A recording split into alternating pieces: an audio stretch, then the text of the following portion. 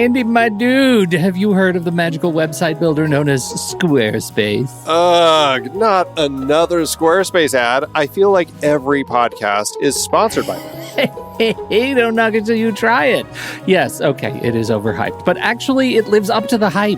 Squarespace is like a website fairy godmother. With a click of a button, your site transforms into a beautiful masterpiece. A website fairy godmother? That sounds interesting. What makes it so magical? Well, for starters, those slick templates make anyone look like a professional web designer. Pick one, customize the colors and fonts to match your brand, and voila. Plus, the drag and drop fluid engine is so easy, your grandma could build a site on Squarespace. Well, she did knit me a lovely scarf last Christmas. Maybe website design is next. Exactly. And when you're ready to sell your Nana's handmade scarves online, Squarespace has built-in e-commerce. Add a store with one click. Get flexible payment options. Then watch those sales roll in. And when she wants to teach others her steezy scarf skills, Squarespace's new courses feature is just the ticket. Nana can set up her curriculum and enrollments and payments in a snap and become the next e-knitting influencer. Oh, wow, you really sold me with the grandma angle. Sign me up for that free trial. Just go to thenextreel.com/Squarespace and transform your site into a beautiful Squarespace masterpiece.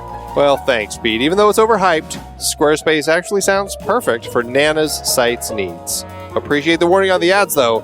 I'll brace myself next time I listen to a podcast. Anytime. Let me know if you need any help getting that site up and running.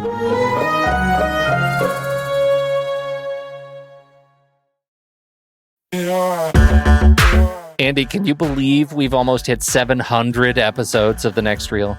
I know, it's crazy. And with all the other episodes in our family of podcasts, we are well over 1,200 episodes of movie conversation.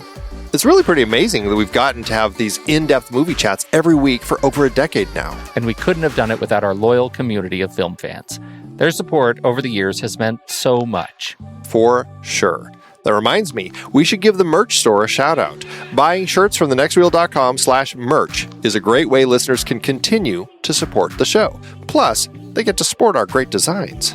Absolutely. I think sometimes folks forget we have a variety of shirts, mugs, phone cases, and more available. In fact, a great place to start is with a shirt sporting the Next Reel's logo. We also have that classic Fast Times Spicoli Surf School tee, or the weirdly popular Rusty's European Tour shirt.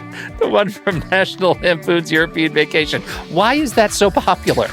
Search me, but we have sold a ridiculous number of those. I guess there are a lot of Rustys taking trips to Europe? We're always adding new designs based on movies we've covered, like our brand new design for a streetcar named Desire, featuring a streetcar named Desire. So if you want to rep your love of TNR and films, head to thenextreel.com/merch. Every purchase helps us continue to have these weekly in-depth conversations. So visit thenextreel.com/merch today. And as always, thanks for listening and being a part of the Next Reel community. We've got lots more great movie chats coming your way. I think I have much to tell you about history, about your history.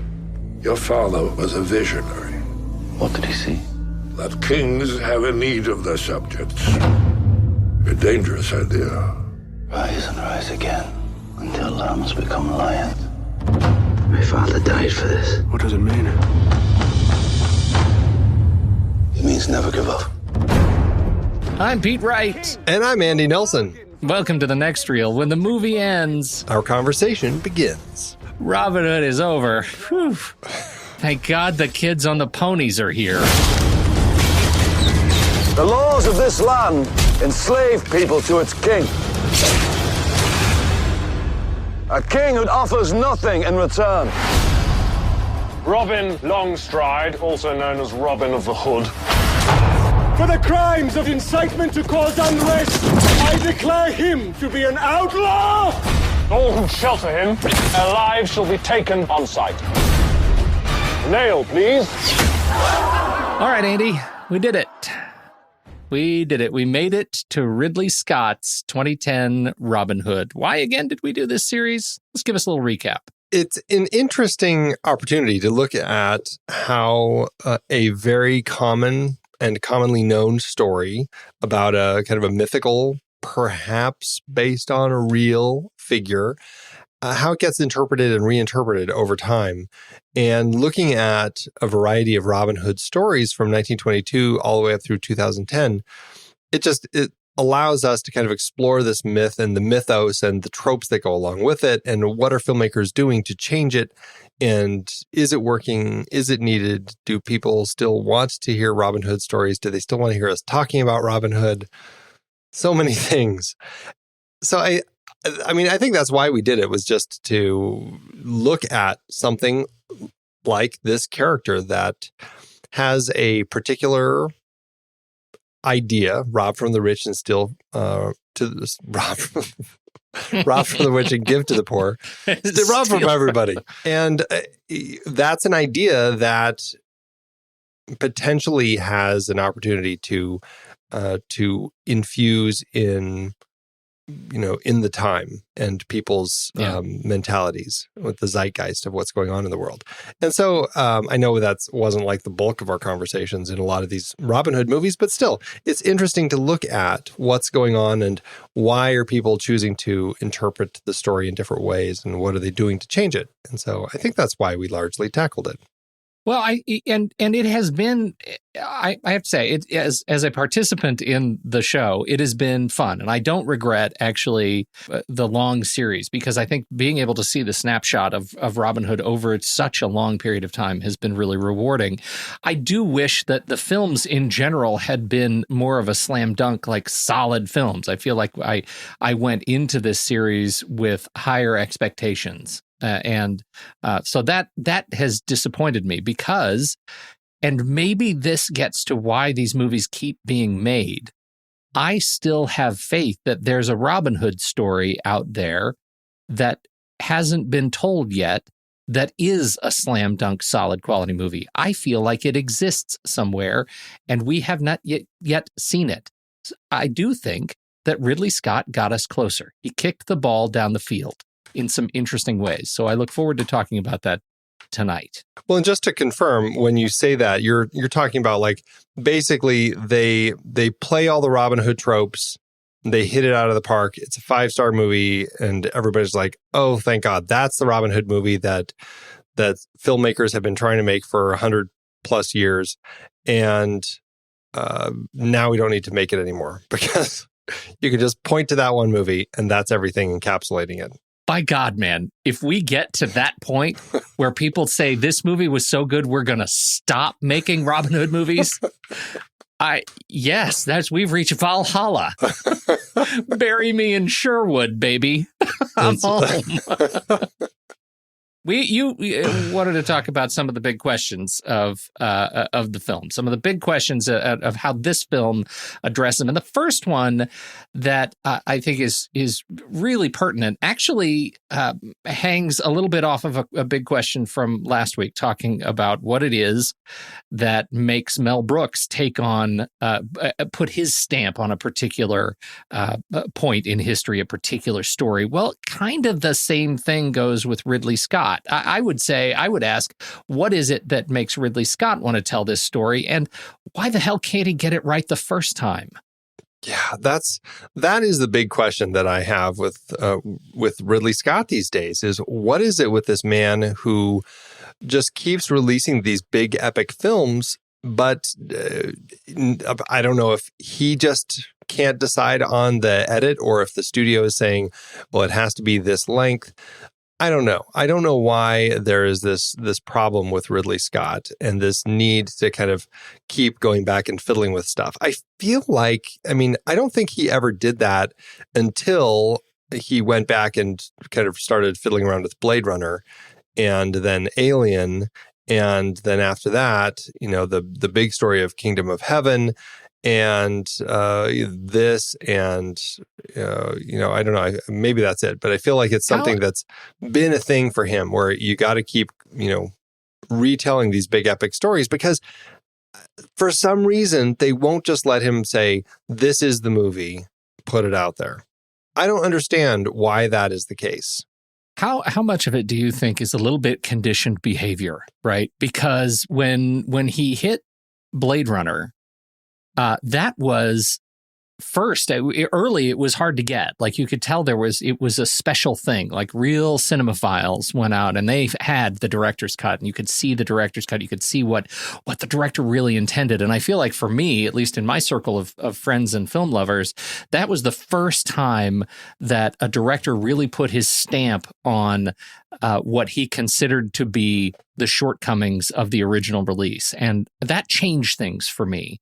And I think it changed things for him in his career too. It made him capable or able to get to do this again. And I wonder if there isn't a little bit marketing message, a little bit perfectionist in his motivations and the studio's motivations behind letting him do this. Once you do it a few times and you realize there's an opportunity to sell more aftermarket home video, there's an opportunity to clean up some of the things you wanted to do, eventually it becomes a little bit of the Ridley Scott addiction.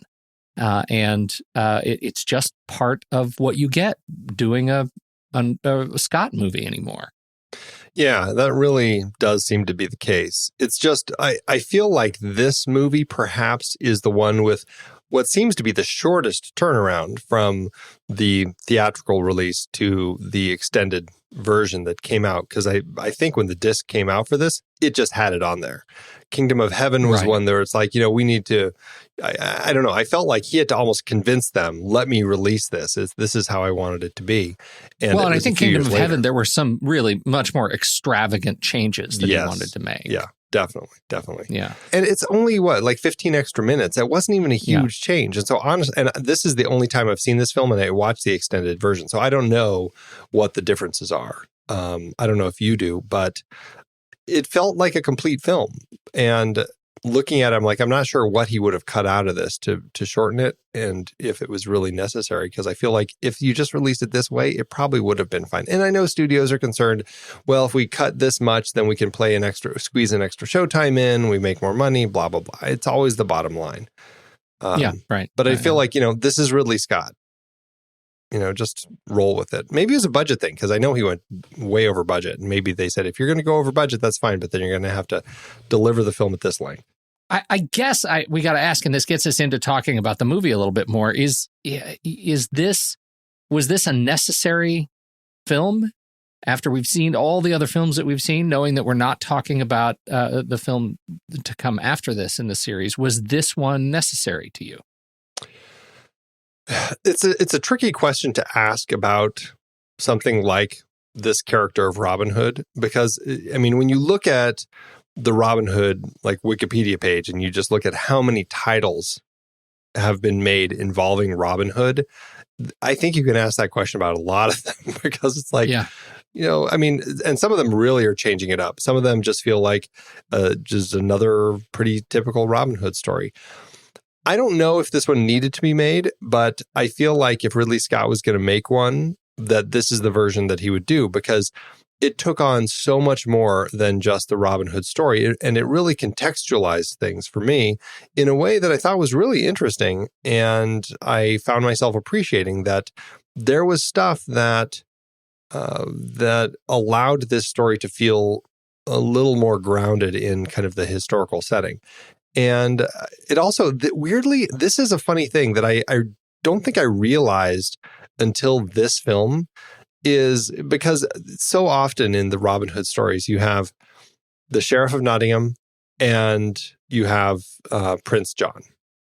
And it feels like they're buddy-buddy and they're always hanging out with each other. This is the first one that you realize, you know what? Prince John is probably in London. And the sheriff is of Nottingham, which is not exactly close. So I don't think they're hanging out all that often.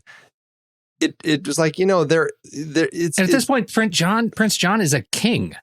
Well, he becomes king in this story, just like in earlier ones, because his brother gets killed. His brother never returns. So that's definitely a change. And I feel like that's an interesting shift in the Robin Hood story, where he's not at home while the king is away, and he's not like protecting the king's place, waiting for the king to come home. He is like, this feels like it's taking place really the same period that Sean Connery's version was, when he's there with the king. And maybe this was a historical thing that had happened, because it's like the idiot who shoots the king and kills him. I'm like, oh, is that something that really happened? Maybe, and I just didn't realize it. But that set the entire story in a very different place that none of these other stories have had, because they all take place while you're waiting for King Richard to come home.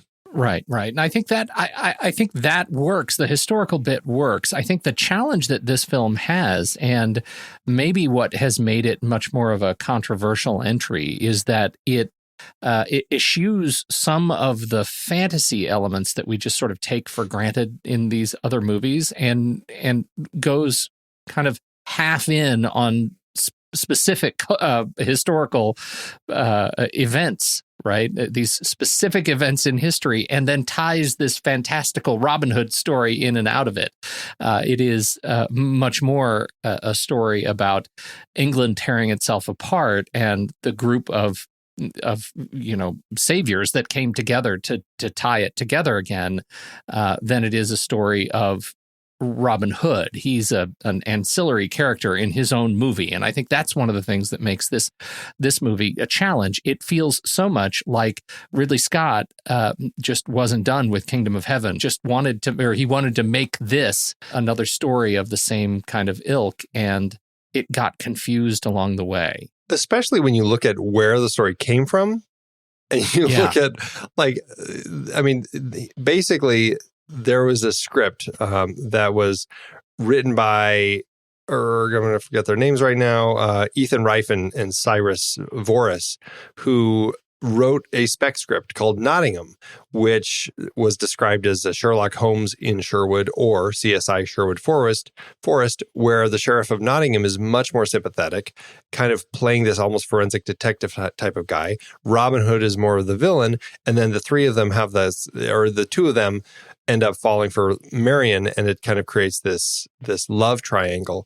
When you look at that story, and that's what kind of piqued Russell Crowe's interest, that's what brought Ridley Scott on, and then to have him go, I'm not happy with this script, let's change it, and go through years of rewrites to end up with this. I'm like, wow, why did you even bother signing on to that and just not say, let's do this story? Because it's like, it's such a strange line for me. And I know this is so typical Hollywood, that when you have a script that is one thing and you say, let's make this film, and then, we change this. And then all of a sudden you went from A to Z, and that's the film that you end up making. It's like, well, why did you even bother with A? It's so strange to me. Yeah. It's funny. I read that initial description of the original script that had enticed Russell Crowe, and I thought, you know what? I'm a guy who really liked Brick, and I can kind of imagine a take on like that sort of detective story in Sherwood Forest. I can get behind that. That's a movie I'd like to see. And I was immediately disappointed that this was the movie we got, even though I had a good time with this movie. And I just feel like the controversy of getting it made and so many of the egos have just sort of muddied it. Well, it certainly was an interesting way to spin it. And to that end, I definitely appreciated what Ridley Scott did, even if he did completely alter the original intent of the story that was being told. It's just one of those things. It's big egos and big personalities who take on these projects and kind of force this manipulation to end up with something. I think it's pretty interesting, but it does make you wonder, did we need this version? I mean, you look at what somebody like Roger Ebert, he said, little by little, title by title, innocence and joy is being drained out of the movies, specifically referring to kind of these Robin Hood stories. And then, another David Rourke of Relevant magazine said Scott is replacing depth with detail and manipulative themes like vengeance and unjust war. And he said that Scott sucked the life out of a cherished fable. He turned a myth, a concept essentially, into a history, which emerges as dry, insensible clutter. I think that all of that is a little harsh, but it does beg the question, would this have been better if they were prancing around in tights? And it felt a little more fanciful and light. And I think this is... was that what Mel Brooks was pointing out? Right, but once Mel Brooks has lampooned it, it's over. I mean, you can't go back to tights after Mel Brooks has made the joke. That is the final punchline on the tight story of Robin Hood. I think this is a generational story. I think this is a story that Ridley Scott has been hearing since he was a kid, and he's the kid who grew up with all of the other stories that we've been watching, and now that he has a chance to put his stamp on it, he's going to put his stamp on it. A kid who has absorbed all of the other stories and now wants to try something different. I do not begrudge him for doing something that is absolutely 100% in his style, in his wheelhouse, and has the name Robin Hood on it. Same with Russell Crowe. I mean, these guys, they saw something intriguing and they tried to do something different. And I do think that I applaud their efforts because there is a lot that I do like in here.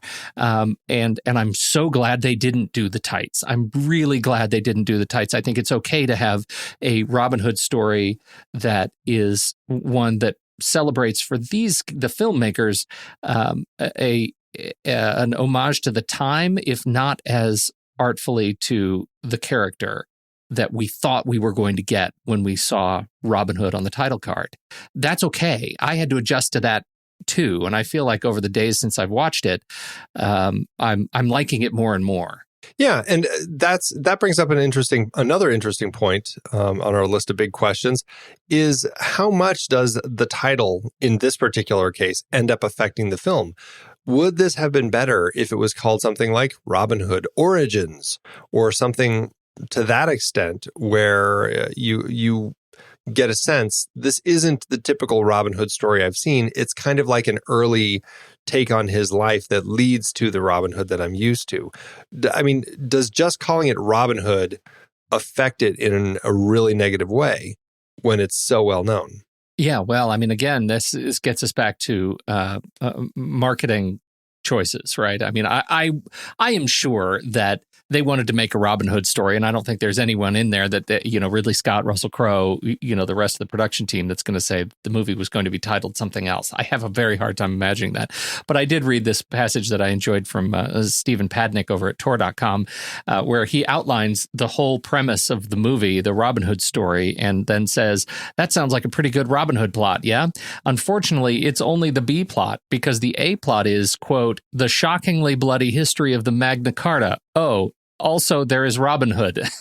I found myself cracking up because that is the more accurate and articulate title. If we're going to nail down specifics, that's what the story sort of builds to. And Robin Hood is, again, he's the ancillary character. I don't think it's a problem that Russell Crowe is playing the title character of Robin Hood. This is a Russell Crowe vehicle. Let it be that. That's all right. Yeah. Did it give you trouble? I mean, were you tied up in that?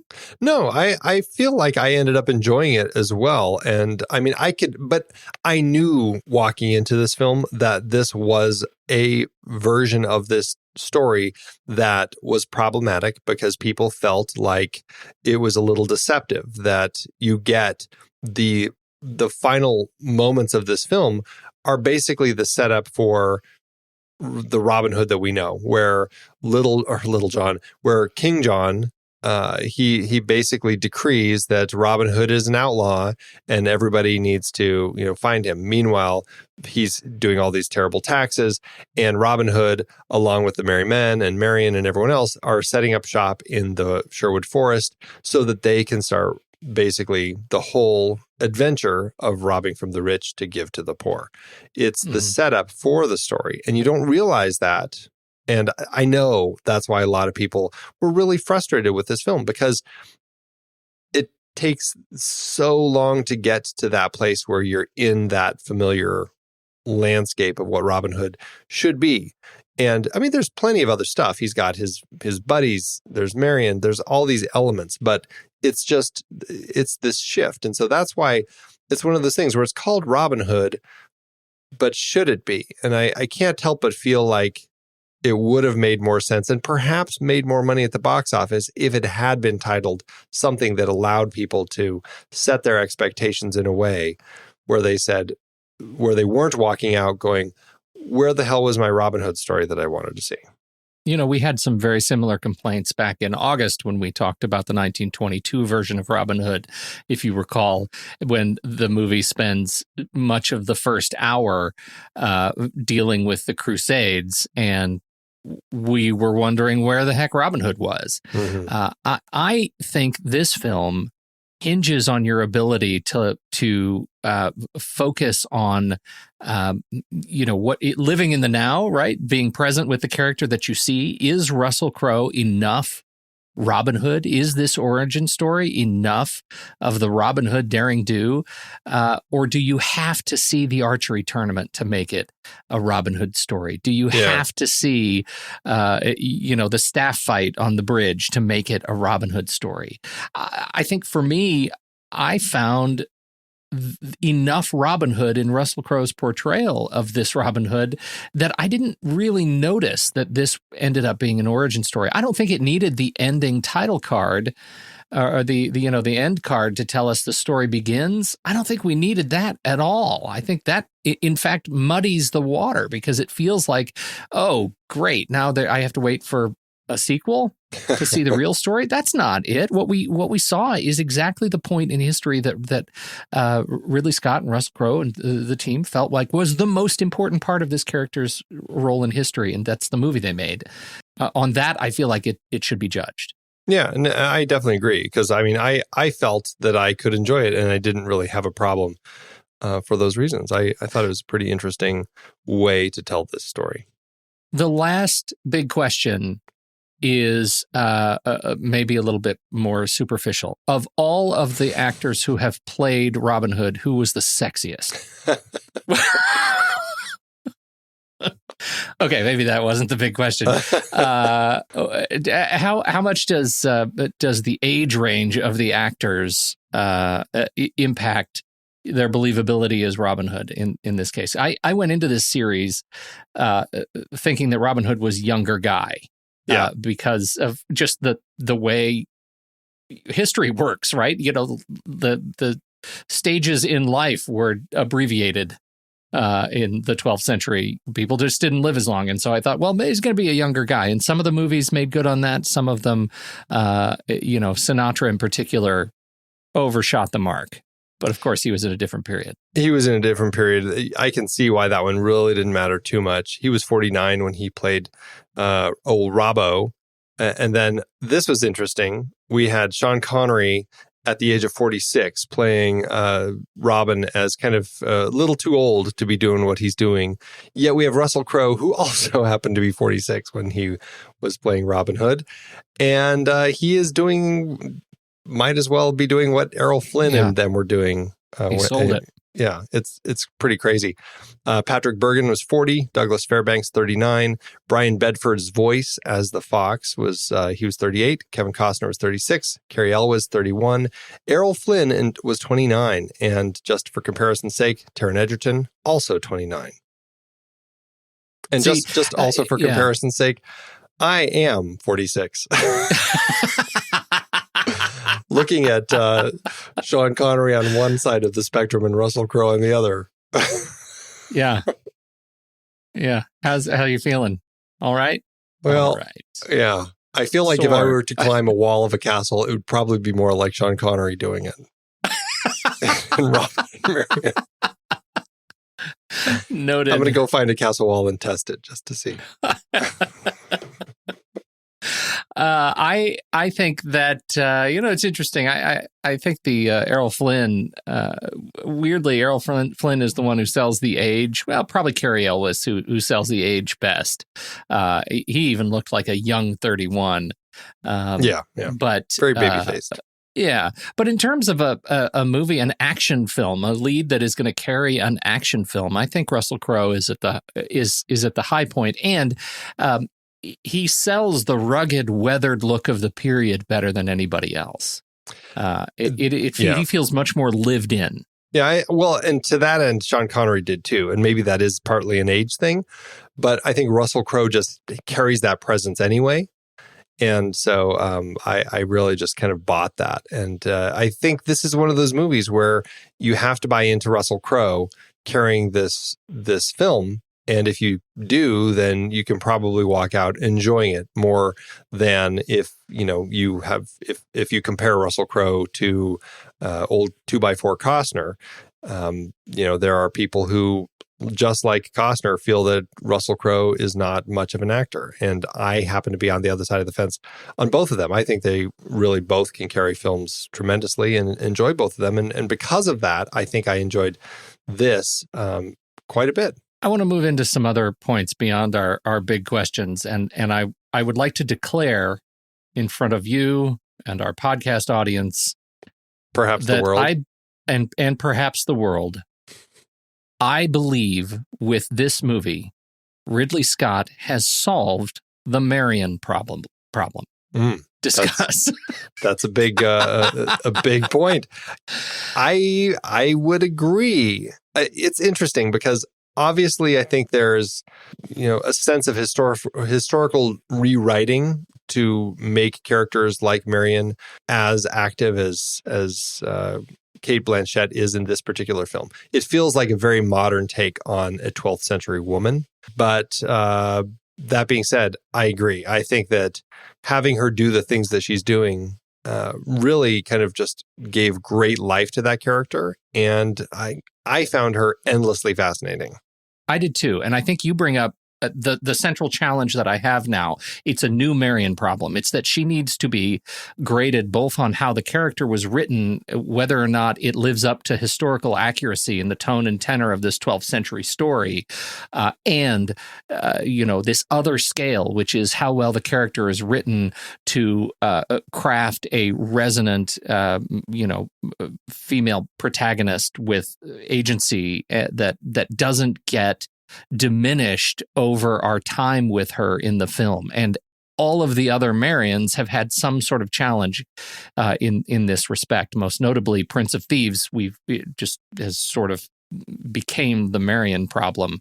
And I think this movie wrote a character that was worth spending time with, worth owning the screen. Every single word that came out of Cate Blanchett's mouth, I think, was well earned and well deserved screen time. And I think they brought a brilliant new light to the relationship between Robin and Marion. I love how they weaseled their way into them falling in love with one another and not having this wooing from afar trickery going on. It felt like a relationship worth following.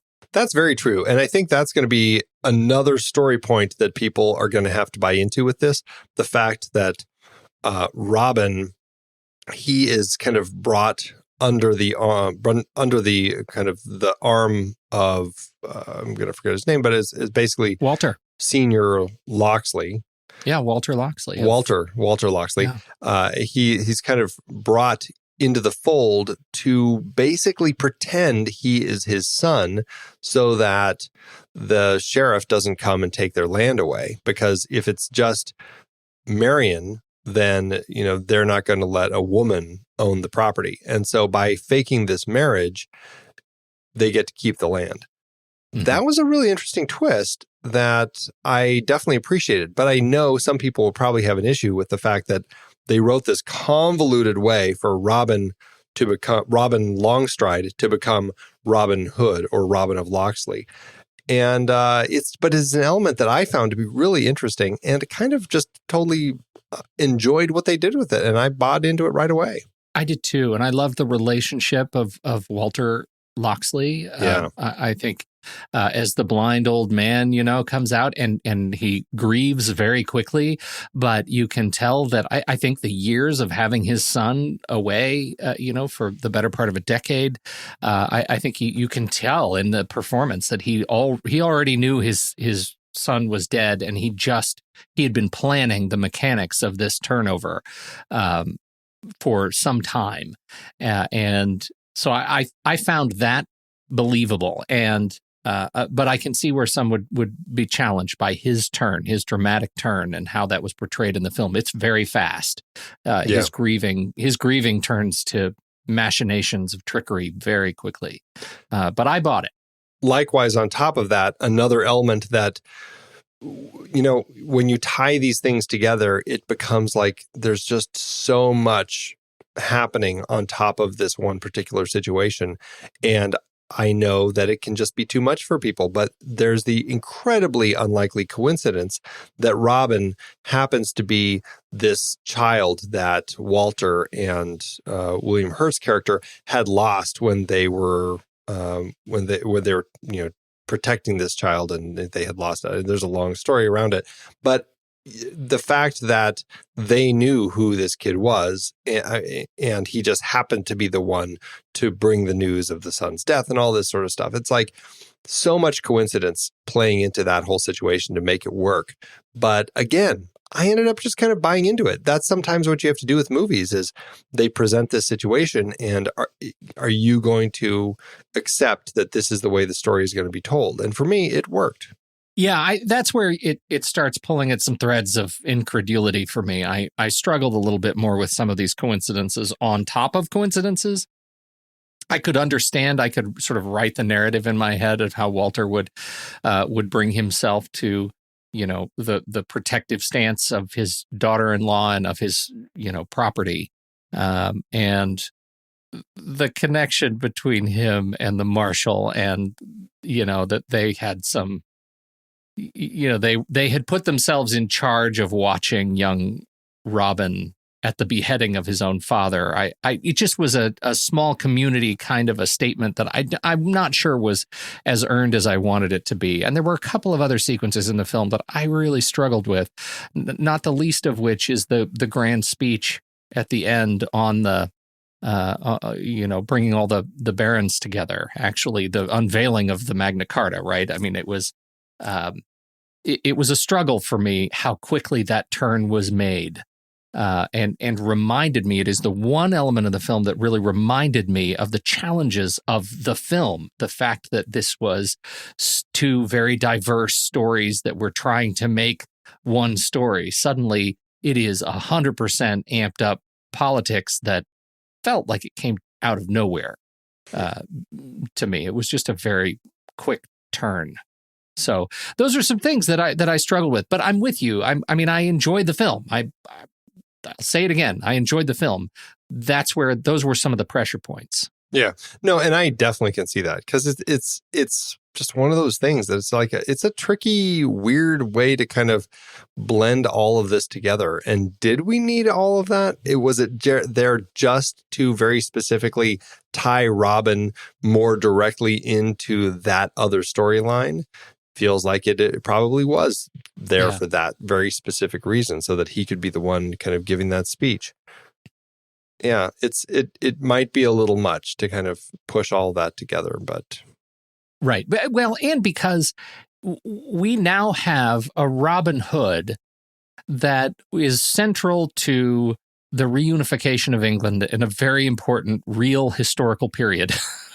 Right? Yeah. So a sequel to this movie, if we were to say, okay, the origin begins here now, or the story begins here, what happens next? So now he goes back and is just the tight-wearing Robin Hood, steal from the rich, give to the poor. He's only that guy now, because what they set up is he's kind of a politician. And I'm not sure where you go here from here on with this character. I think that I'm glad Ridley Scott isn't making any more Robin Hood movies, because I think he's muddied the waters in such a way that I don't know what kind of character comes out of the setup that is this movie. Yeah, that would be an interesting thing to have seen is what sort of story would they take from that point forward? Yeah, it might be a little much. We've got a little bit of Robin Hood lore. She'll do a little bit of rapid fire. Were you burned that there's no archery tournament? No, I mean, it's one of those things. It's been in some of them. It hasn't been in others. Yeah. It doesn't bug me that it's not here. We got a lot of great archery. My archery palette was cleansed. Yeah, there's plenty of archery. There's plenty of good archery, right? Yeah. And lots of, a lot of real archery, and I felt really good about that. The one thing I was curious, they made such a big deal in some of the prior the Robin Hood movies about which side of the arrow they knock the arrow on. We've talked about so many. This one, they knock the arrow on the left of the bow instead of on the right, and I felt like, oh, I know enough to know that that's maybe not the right way to do it now because of Lars and our buddy. Have the staff fight on the bridge. This is kind of one of those iconic moments when Robin meets Little John. This has been replaced by the shell game in the tent, which I quite liked. This opportunity for Robin to meet our new Little John in a game of trickery. Yeah, I liked it too. Much like I liked the pool game in Robin and the Seven Hoods. I think that it was okay. I think it wasn't as clearly written that it leads to friendship. All of a sudden I felt like, we've got this thing where they kind of bump heads and kind of tussle. And then all of a sudden they're like best friends. And that to me was kind of quite the jump that they took. There, I see that. That is the same feeling I have with some of the later elements. It's pulling on the threads of incredulity. Mm-hmm. It just is too fast. However, the Merry Men in general, we have Scott Grimes and Kevin Durand as Little John and Alan Doyle as Alan Adale. And Mark Addy as Friar Tuck. I love these guys. Every one of them to a person is great. I love Scott Grimes so much. I am blown away that he's in this movie, and I'm even more so blown away that he holds his own. Yeah, right? Who'd have thought, after fighting all those critters, that he'd be ready for that? and I love seeing Kevin Durand anyway, whether he's a good guy or bad guy, because he's so creepy as a bad guy, but it's like, it's nice to have him as a good guy here.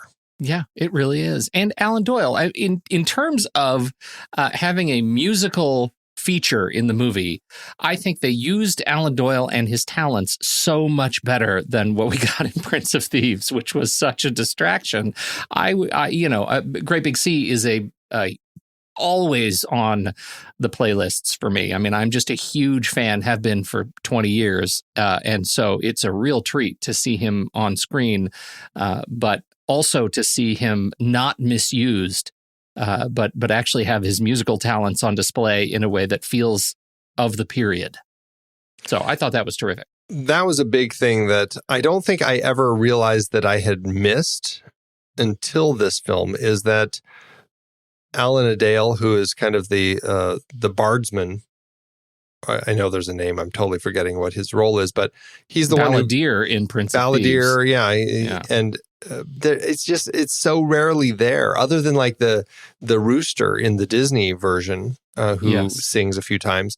Like, this actually felt like a guy who's there to kind of also just play songs for the troops. And I don't know, I really liked that. Mark Addy as Friar Tuck. I love the bee angle. He's a beekeeper, and the fact that they use the bees as a way to get us to his boozing, I think is terrific, as he introduces honey mead to the group. And I thought that was just fantastic. Okay. Plus, he has a great opportunity to then use the bees as a weapon, which I thought was a great touch. Yes, yeah.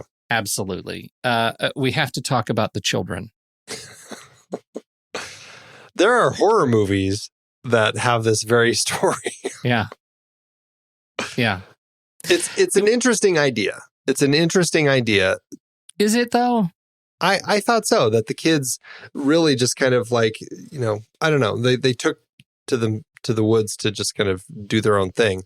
I thought it was pretty interesting. I don't know if I ever bought it. At what point did you find yourself asking, do I really buy this? Right away. Did you ever then, let me ask this, did you ever at any point in the movie say, no, I don't buy this? Like, did you ever answer it? I think right away. But and this is where I thought it was a pretty interesting thing, is like, it's an interesting world that they set up where they've got these kids living in the woods because it's almost like the parents are so poor and starving that they just can't take care of them, and the kids are kind of off doing their own thing. That's a really hard idea to write, and write it well. And I don't think they accomplished it here. Right. I think this movie demonstrates just how hard it is to write that. Because it becomes like there are so many things that I just don't buy in this world where kids are doing this, where it's like, if they get sick, they're going to say, I just want to go home to my mom.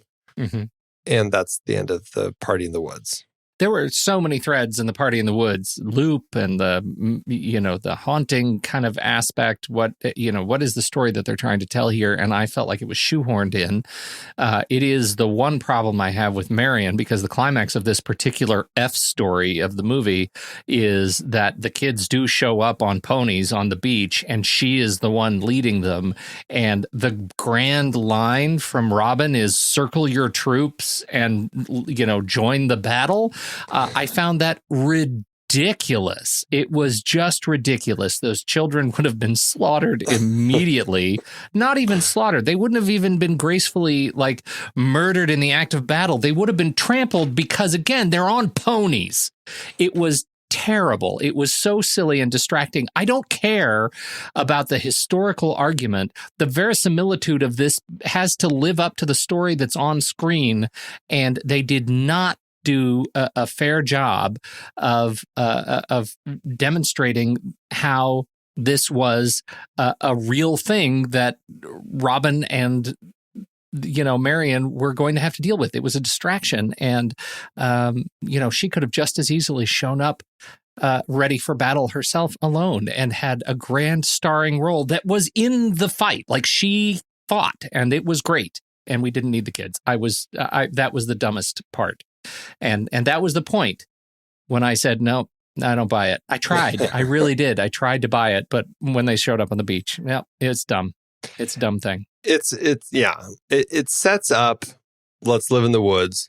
These kids can pull it off. We can too. It sets up the whole idea of the band of merry men, but It is a real struggle to get there. And it's unfortunate that that's the direction they took. I feel like that is part of the line that Ridley is trying to walk of realistic historical fiction paired with fantastical Robin Hood mythos.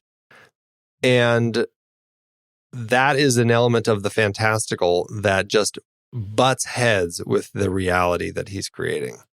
Well, let's talk about the bad guys, because when we meet Oscar Isaac in this movie, I was over the moon. I was very excited by the portrayal of this character, and I thought he was great.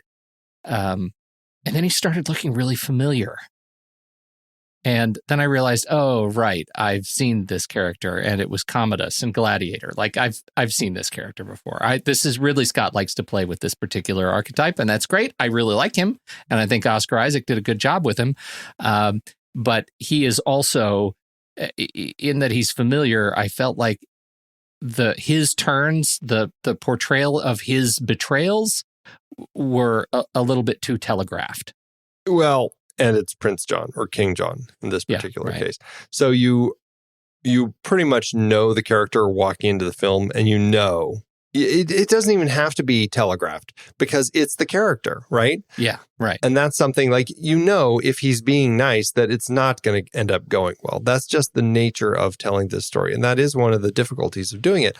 I think they do a great job kind of playing the character, just like you said, that Oscar Isaac does feel very much like the Gladiator character, but he does it in an interesting way that still ends up working for me. So I had fun with it too, despite the issues with kind of the archetype that we're looking at.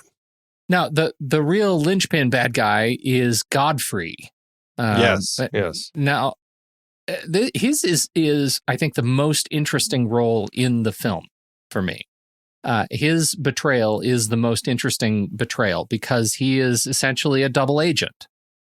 Right? Yeah, right. He's working for the English and the French. He's buddies, childhood buddies with King John, but he's also working with the French, and he's kind of creating this whole thing, this whole elaborate scheme to basically kind of start the war. And I'm forgetting, I know there were reasons for all of this, but it just was big and convoluted and political. And, he just, seems to be kind of out to get everybody. Yeah, well, he wanted to tear the English apart so that when the French invaded, they would be so busy fighting each other that the French could just waltz in and take over England. And there are some really great and sinister moments in the movie at the hands of Godfrey. Their midnight murder at the camp when everybody is asleep and all of the French soldiers come in and stand over to a man and, count to 3 and assassinate every single English soldier in the camp at once is terrific and horrifying and so beautifully shot and framed and lit. I love it. It's a real weird high point of the movie for me. That is a weird high point. Yeah. But I mean, Ridley Scott knows how to do stuff like that and do it well. I agree.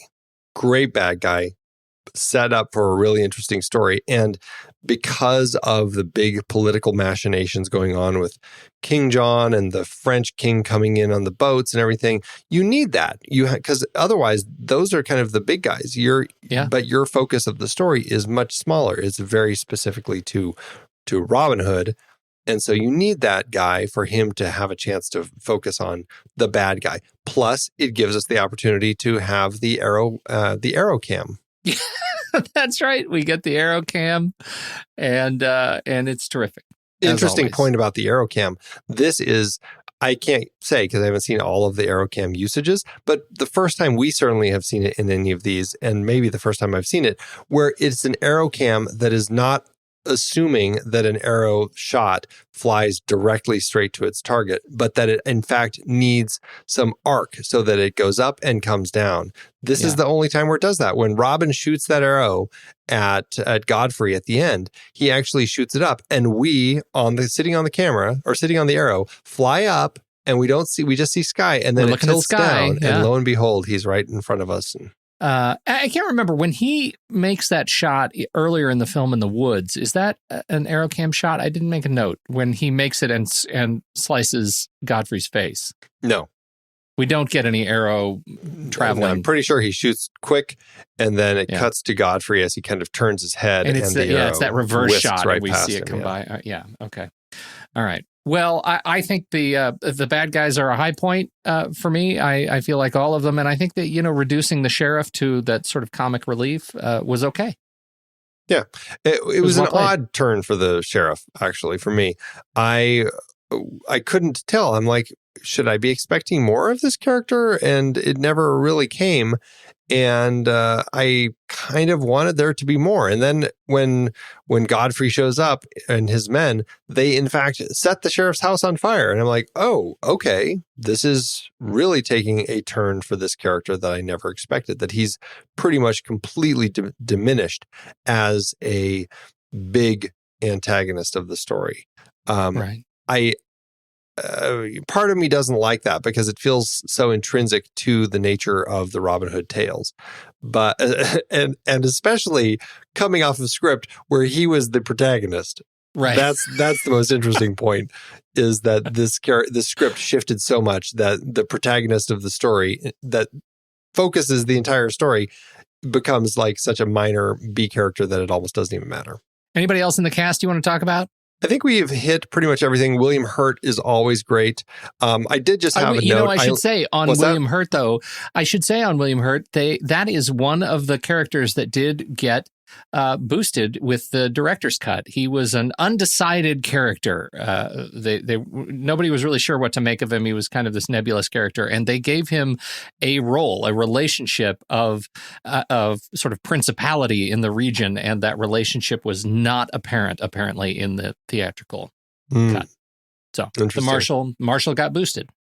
Okay, well, that's where a lot of that time was, because I felt like he was in it quite a bit. The only other point I had, Eileen Atkins, who played Eleanor of Aquitaine, that was another addition that I really liked. The fact that here we have the mother of John and Richard, who is kind of still whispering in their ears a little bit. I thought that was actually a really interesting element to have in the story. But she actually ended up replacing Vanessa Redgrave, who had been originally cast. But Redgrave dropped out after her daughter, Natasha Richardson, passed away. Sad, but I love Eileen Atkins in this. I think she did a great job. I really liked her too. Her whole sequence when she has to talk to and make the pitch to Isabel. Yes. Isabella Lea Seydoux. Lea Seydoux. Yeah. when she has to make her pitch that, that it is Isabel who has to tell her husband now that he has to be aware that there is a betrayal because she can't do it. She can't scold her son anymore. He doesn't trust her. I thought that whole bit of sort of inner palace mechanics, it was just so beautifully played by her. I think she was just wonderful. Definitely. I didn't mention him by name, but Walter Loxley's Max von Sydow. He is always fantastic. He is, definitely. Camera, John Matheson. Looking at what he does here, I mean, this is just a beautiful, sumptuous film. Like, everything they shoot is just drop dead gorgeous. I mean, really, it truly is. And I don't have any complaints about how the thing was shot and how beautiful it looks, and even how it was, how it was blocked. I could make sense of everything in the forest, right? I never had any challenges of getting lost or getting turned around or feeling like they didn't have me well placed in what can be a very convoluted sort of architected set. And I think it was just beautifully handled. At some point, I wanted to talk about the big climactic battle, and I forgot to talk about that. So, but I don't want to associate that with Matheson's work. Oh, okay.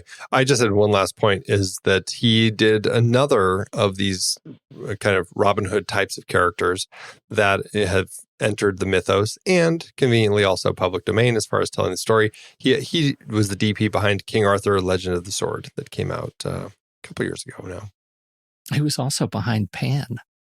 Mm-hmm. Isn't that sort of another one? A lot of stuff. I just mean in terms of those characters. I don't think Pan is still a Disney property, but in terms of those, no, it's not. It's not. Oh no, the Pan that came out just a couple years ago. I don't think that was Disney. Oh, interesting. Well, in any case, then that I associate Pan with these characters, Pan and Robin Hood, and Mary Queen of Scots. They're all of a piece for me. Yeah. Logan. That was Warner Brothers. Warner Brothers did. Okay. All right.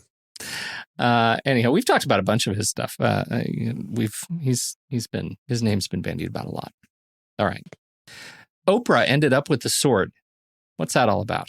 Yeah, I thought this was just an interesting little fact about this. Apparently, Russell Crowe, there's the sword that has the insignia rise and rise again until lambs become lions on the handle. And it actually was Ridley Scott's, but Russell and Scott decided that this would be an interesting thing to present to Oprah because, as they said, they felt this motto epitomized her tenacity and her phenomenal rise to fame. Oh, that's very sweet. Yeah. I'm sure it's above her mantle. I want to see her wielding it, though. I need that. Bucket list. And we get some bucket list. I'm going to go to Oprah's house.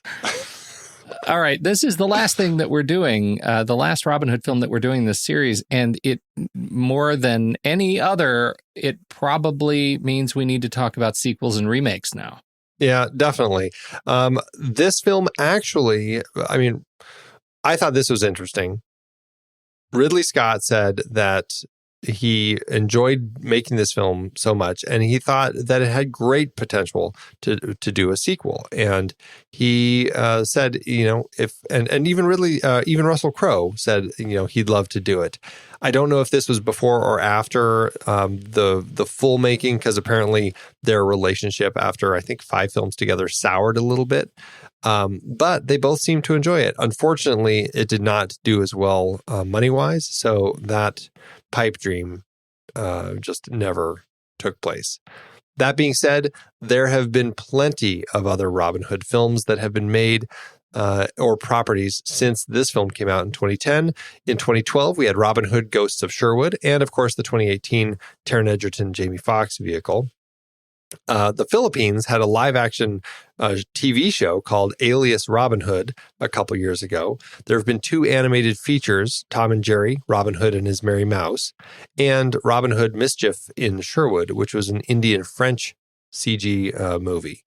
Also, there have been some abandoned projects. The Wachowskis were planning on directing a film called Hood, which was a modern adaptation of the legend. And Disney was trying to do a Robin Hood called Nottingham and Hood, which was in tone similar to Pirates of the Caribbean, trying to launch a new franchise, but that never took off.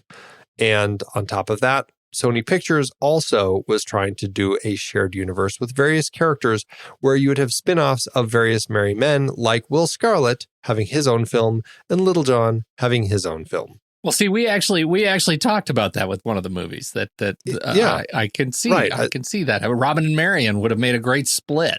Yeah. What would Marion's story be here? Yeah. Likewise, there have been plenty of just live action parody and animated parodies in shows like Once Upon a Time or Doctor Who and Arrow and VeggieTales. And so it's a very popular property. And I guess based on all of that, it just shows that there's probably no sign of stopping. Well, I got to go back to the first one you mentioned, which is Robin Hood Ghosts of Sherwood. Did you happen to read what that was about? Because I would like to share it with you. I did, because I think when we were pitching this show originally and asking our people to vote, our Patreons to vote on which ones they wanted, I think that I had put that on the list because I read it and I said, this sounds terrible. I want to watch it. I can't believe it didn't make it. The Robin Hood and his merry men are slain by Sheriff of Nottingham, and so Marion and Little John attempt to resurrect Robin and his comrades. In doing so, they inadvertently turn the one-time heroes into the living dead, and worse, the ghostly reincarnations are now out for blood. Y'all, this is the movie that we should have started with. Why are we not watching this movie? We have squandered an incredible opportunity. I'm shamed. Me too. Attitude Awards season, this one. It wasn't a big awards movie. It only had one win with 14 other nominations. At the SAG Awards, it did get a nomination for Outstanding Performance by Stunt Ensemble, but lost to Inception. At the Saturn Awards, it was nominated for Best Costume, lost to Alice in Wonderland. Best Action Adventure Film, lost to Salt, which is kind of surprising. And Best DVD Special Edition, lost to Avatar. At the Visual Effects Society Awards, Outstanding Supporting Visual Effects in a Motion Picture, lost to Hereafter. And then I thought this was a funny one. The Alliance of Women Journalists had the Special Mention Award for remakes that shouldn't have been made. This, however... lost to Clash of the Titans. Wow. Yeah, shame on there's them an award for you want on saying your Clash shelf. of the Titans shouldn't have been made. That was definitely a reinvention. Oh my god. The original. How to do at the box office. Oh, Ridley, how do you get away with the things you do? I just don't know, Pete, if you recall this, but I mentioned a few weeks back when we were discussing Costner's version of the tale that while his did cost a lot, there was still one that would cost more than double. That would be this one. Ridley Scott started with $155 million, but went on to spend $210 million on this film. $210 million. Wow. That is $245.7 million in today's dollars. Wow. It's crazy. That is nearly what the other Robin Hood films we've discussed cost in today's dollars when you add the budgets together. Just for perspective. Yeah. Wow. But anyway, the movie was released May 14th, 2010, where it opened opposite Just Right with Queen Latifah and Letters to Juliet with Amanda Seyfried, along with a handful of some other limited releases. Scott's film could not bump Iron Man 2 out of the top spot, so it had to settle for number 2, which would be the highest it would ever get. It did end up making $105.4 million domestically and $216.9 million internationally, for a total in today's dollars of $377.3 million. So it made its money back, and luckily Ridley Scott, they'd let him keep making movies, but this was still largely considered a box office disappointment. Still, it ended up with an adjusted profit per finished minute of $889,000. Of the 7 Robin Hood films that we had financials for, though, it is the least profitable, earning back only 1.5 times its costs. And that's assuming, Wow. I mean, again, I don't have all of the financials for all of these films. Like, I'm guessing with the prints and advertising and all that other stuff, this likely was actually a loss. It's stunning. It's just extravagance that went into this movie. Well, I feel like I was watching the making of, and I feel like this was really one of those films where Ridley Scott was trying to do what like Cecil B. DeMille would do back in his day, where, I mean, he had a full cast. Like when it was people fighting in the water, it was all people fighting in the water. Like I didn't see any CG elements that were added. So I think that he was really creating these massive, massive groups of people and stuff and moving them around to create these giant war scenes. So I think he went all out creating a large epic with just a lot of people, big sets, big locations. And I think that's one of those things that does kind of bite you a little bit. Well, it is beautiful. It is, and it is a great, frankly, way for, I feel like, for us to end this series. I'm so glad we can end it on at least a relative high note compared to so many of the other films that we've seen. Because for me, I think it's a great portrayal of the character in a gritty and rich environment, and I appreciate that. And it certainly is a better way to end than Taron Egerton's version. Right. You're maybe a bit too curmudgeonly on that one. But it's fun, but I feel like after watching all these, I feel like I'd watch that one and go, oh. Yeah. This one, I felt like at least there's that Ridley Scottness with it. So, all right. I think it's probably time for us to rank it. Let's do it. Head over to flickchart.com/thenextreel. You'll see all of the movies that we've talked about on this very show. If you swipe over in your show notes or up or sideways, I don't know how you need to swipe in your podcast player, but on mine, I swipe over and I get to the links and I can tap the word Flickchart and that'll take me straight to this movie over on the website, flickchart.com, where I can add it to my personal list. You could do the same thing. See how it stacks up on your list against our list. It'll be great. It'll be like a flick party. Flick party. All right. First up, we have Robin Hood or A Star is Born, the 1937 version. Robin Hood. I will say Robin Hood as well. Robin Hood or Rocky Balboa. Rocky Balboa. Yep, I got to go with Rocky Balboa here. Robin Hood or The Abyss. Definitely The Abyss. Yeah. Robin Hood or Sweeney Todd, the Demon Barber of Fleet Street. Sweeney Todd. Sweeney Todd for me. Robin Hood or High Noon. That's a trickier one for me. Is it easy for you? I'm going to say High Noon. Okay. That's what I needed. Okay. That's all I needed. Robin Hood or Joe versus the Volcano. Joe versus the Volcano. Definitely Joe. Robin Hood or Hot Fuzz. Hot Fuzz. Hot Fuzz. Robin Hood or Numi, the girl with the dragon tattoo. Girl with the dragon tattoo. Dragon tattoo. Robin Hood or another Eleanor of Aquitaine vehicle, the Lion in Winter. Lion in Winter for me. Really? How hard? Yeah. Real hard? Definitely. All right. You may not recall, but I loved that movie. Okay. Yeah, I recall. That's good. Okay. Well, that lands Robin Hood at 209. 209 at 418. Smack dab in the middle of our chart. That's interesting. Well, it's interesting for me personally because I performed exactly the same on my personal chart. How did it do on yours? Exactly the same. 2105 out of 4202. Another 50%er. So. Yeah, 553 out of 1104. That's a 50%er. So according to the algorithm, we should be 2.5 stars over on letterboxd.com/thenextreel. That feels too short for me, given that this is the best of the Robin Hoods that we've watched to my eye. So I don't know. I'm leaning higher. What about you? Well, I think the best of the Robin Hoods leaves out, the Errol Flynn version, which I think is, for me, although I really did enjoy Robin Hood, Prince of Thieves. I think that there's a lot of fun with that one. But this one, I'm at 3.5 with a heart. I'm at 4 stars with a heart on this one. Wow. Okay. I feel good about that. All right. I feel like my complaints are quibbles. They're Andy Nelson quibbles TM. Did you give me a TM? I appreciate that. Yeah.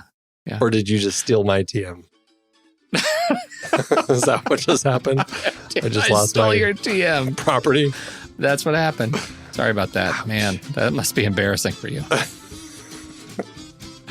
I didn't learn when Michael Jackson stole Paul McCartney's music, apparently.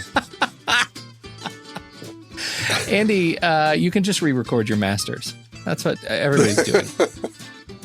Look, we're done with Robin Hood. My God, man, we're done. Now, what have you gotten me into now? That was a beefy project. 9 films looking at this story. Maybe a few too many, but honestly, for me, I found it to be very interesting to look at so many of them all at once and really just kind of take it in. Yes, I agree. But now we do shift. This is a very big tonal shift. We are jumping into the early films of David Cronenberg, starting with Shivers. Then we're going to look at Rabid, Fast Company, The Brood, Scanners, Videodrome, and Dead Ringers. Boy, I feel like if there is any set of series that we've done on this show that will truly outline the Venn diagram of fans of the movies that we talk about, this is the year that's going to do it. Ingrid Bergman to Robin Hood to David Cronenberg. Right. That's just drama, man. We're practically the Olympic rings of Venn diagrams. Yeah, it will be interesting to see, how the reaction goes with these various series. Oh, I'm very excited about it. Very excited. Well, everybody, that's it. When the movie ends, our conversation begins.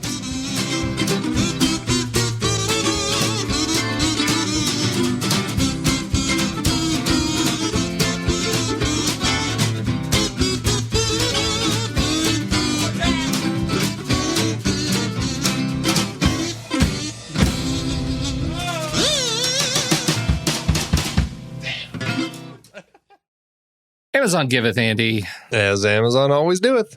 Amazon kind of did this week. Kind of did. What do you? We both went with 1 stars. I think we went south. Yes, we did. How did you fare? I got a 1 star by R. Hertz, who says terrible. A story about someone. They give him the name Robin Hood, but it's not him. There's no joy in this film. Think of what Errol Flynn did with the character, or better, go back and watch that wonderful film. And at the end, it gets silly with Maid Marian wielding a broadsword in battle. Oh, please. A waste of wonderful talent. Oh. Mm-hmm. I don't know. I don't know if it's a story about someone. It's a story about someone. Well, Stacy writes in with the 1 star saying that this is death by boredom. OMG. This was so bad I couldn't even watch it for Oscar Isaac. And I really love Oscar Isaac.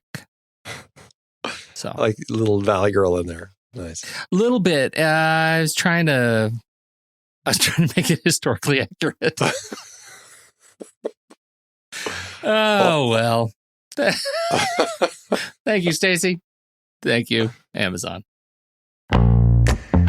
It's hard to believe we have been having in-depth weekly conversations about movies since 2011. Oh, you're telling me. Producing this show week after week is so much fun, but it does require a ton of work behind the scenes. If you'd like to help support our efforts, one easy way is by using our Originals page when shopping for books and movies that we've covered. Your purchases made through our links give us a small commission at no extra cost to you and allow us to keep having these great discussions. We are highlighting adaptations from Season 9 over at our Originals page, thenextreel.com/originals. That's the site where listeners can purchase the source material for all of our adapted film discussions. We had a big Robin Hood series this season, looking at 9 different versions on screen.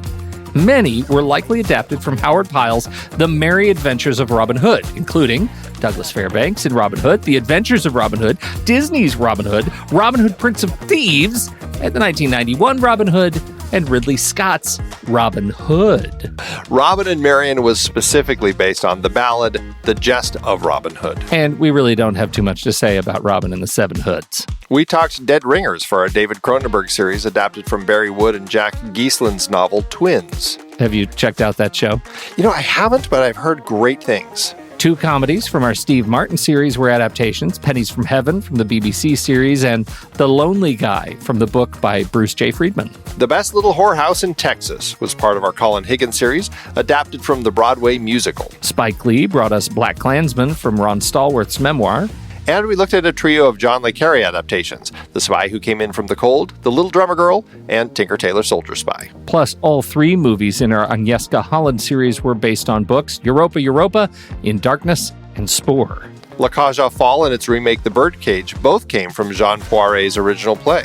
We also talked about Arsenic and Old Lace and Charade in our Cary Grant series. All of these were based on other material, and it is all available on our originals page, thenextreel.com/originals. Every book purchased supports the podcast. Get the full list of adaptations we've covered and start your next read today at thenextreel.com/originals.